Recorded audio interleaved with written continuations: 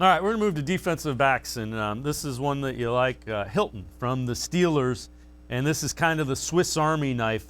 They blitz him a lot. He comes up in run support. He's decent in coverage. You see the interception. I mean, this guy does a little bit of everything from the cornerback position. Yeah, so a disclaimer on the cornerback position here in the free agent market.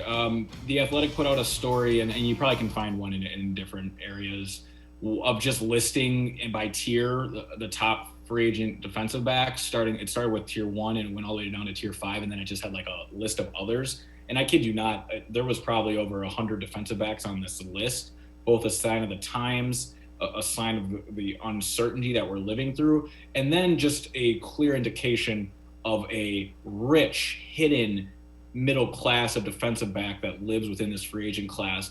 I didn't get to tier 4 until I saw Mike Hilton, and that was prior to suggesting him to talk about on this show, meaning that I think there's just guys that are going to be available in this DB class that you can get on the cheap, because I can't tell you the difference between a guy like Mike Hilton, who was a tier 4 guy, and then someone in the middle of tier 3 that I saw.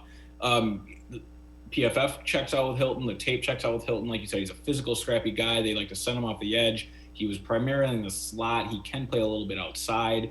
Actually, it's kind of funny. Mike Hilton was right next to Kevin Johnson on this cornerback list. So it really tells you that it's really just a collection of corners, and they don't know how they sort out, which tells me exactly this, that the front office, who has the best professional scouts, not college scouts, I'm saying professional scouts, guys that scout the rest of the league and trust their eyes and trust their intel, are going to find some gems. I think Mike Hilton is one of those gems. And with how intelligent this front office is, I'm not saying there's a correlation or a guarantee by any means that Hilton ends up here, but they're going to highlight guys like Hilton and have an opportunity to bring them to Cleveland on a cheap deal and exploit a market that is just overflooded with DBs right now. All right, next guy you like is Troy Hill. What do you like about him? What are your thoughts with Troy Hill? Yeah, Troy Hill, another guy that lands right in that middle class to even lower middle class type of player. He really had his breakout year this year, which means I like a guy, a veteran who's been through it, been through the ringer, knows his place in this league. He peaked with a really smart defensive coordinator in Brandon Staley, who's now the head coach of the Los Angeles Chargers. So there's two sides of that coin, right? Like, did Brandon Staley get the best out of Hill and his best football's behind him? Or did he teach Hill some things that Hill can now bring to another franchise and be a above level pro for the next 2 or 3 years?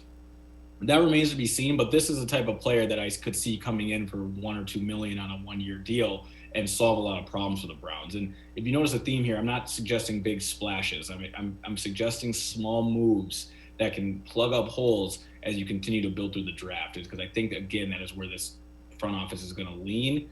But as we continue to go through these DBs, it's that middle class that really attracts me. Okay, I'll be the one that does the big splash. What do you think about Richard?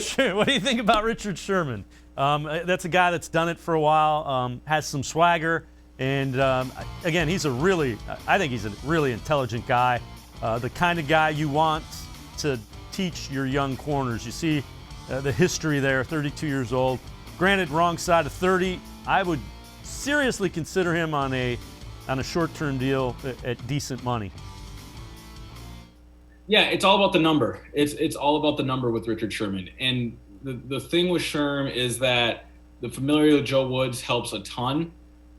The Browns need to be able to ensure that they can get to the quarterback if they're going to bring in a corner like Richard Sherman, because God forbid he gets this soundbite for whatever reason. I don't need him coming after me on Twitter or in any other form. But he just is not the man coverage corner that he once was. It was never his strength, quite frankly, even though he's a Hall of Fame guy.